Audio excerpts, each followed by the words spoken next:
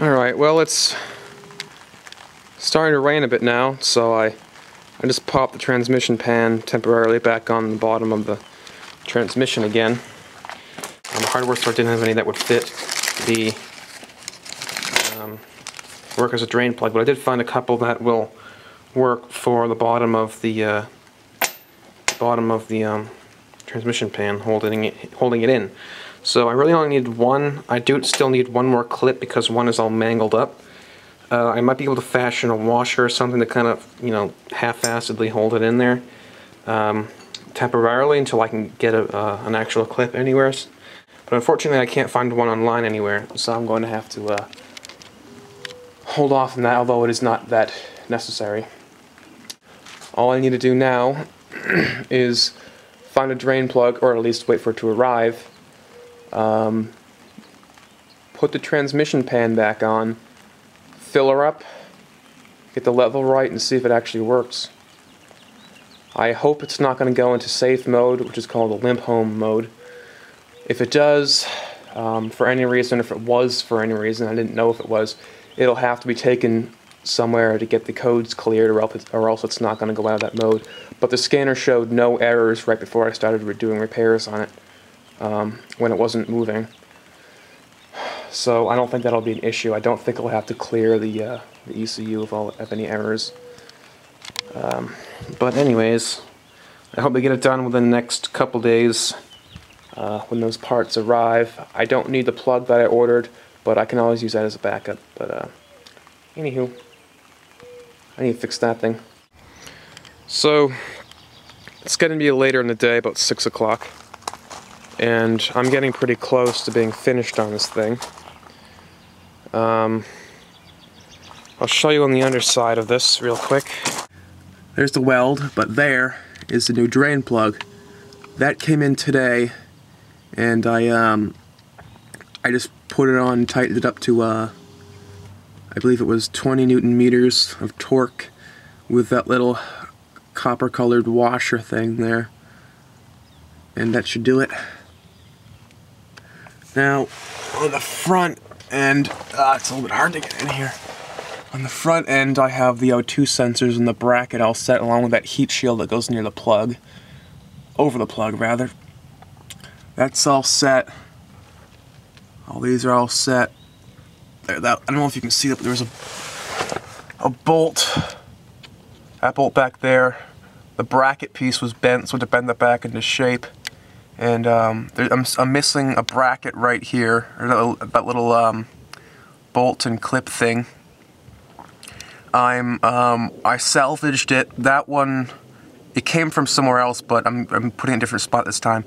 It was originally, I think it was over there or something last time, but I switched them around just on chance, and that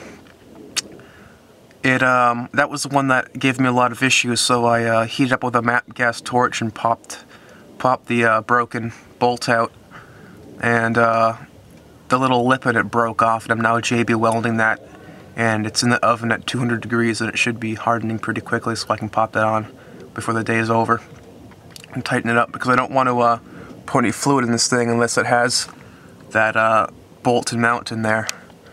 All the other ones that are on, I had to use different bolts though for a couple spots. A couple of them broke, and I also just kind of lost one of them. Actually, no, I didn't lose one of them. Never mind. So yeah, everything looks like it's pretty much done.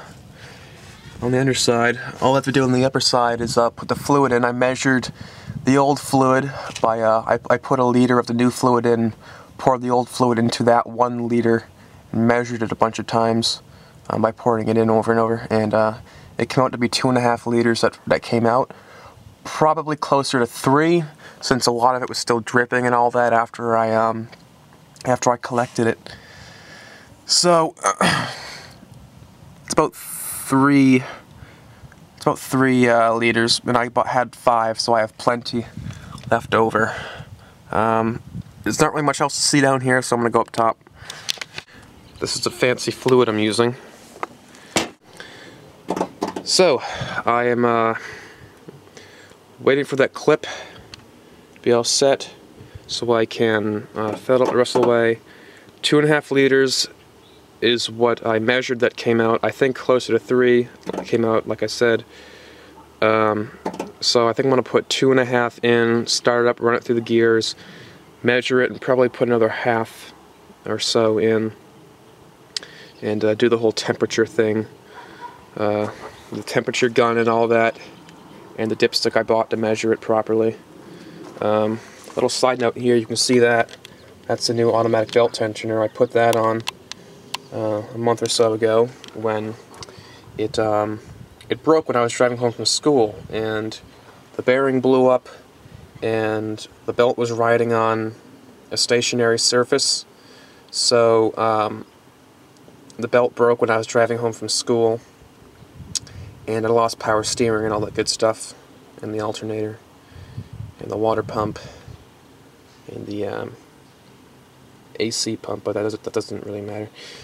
So anyways, so a little while ago I bought a new tensioner and a new belt and popped that on there, and it works pretty well. I did check the transmission control unit to make sure none of that fluid had wicked up into the electronics board, and it hadn't. It was all dry, even on the inside, so I know I'm good there. Fixing a neighbor's line tractor. New solenoid. Well, the car's moved, which is a good thing. Currently, I'm waiting for the transmission pan to cool down a little bit so I can get an accurate temperature reading at 20 degrees Celsius for the transmission.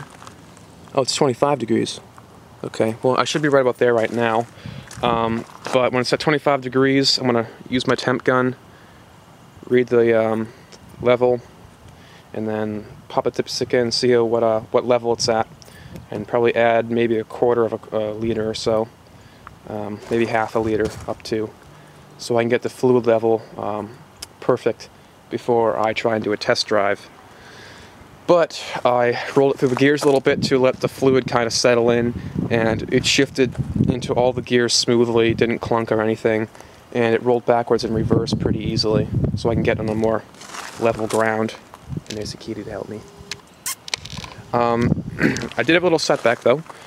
I went to test it to start up and run through the gears yesterday, and it ends up there are 2 transmission cooler lines, and that one down there, it goes down there and goes horizontal and then comes up right there.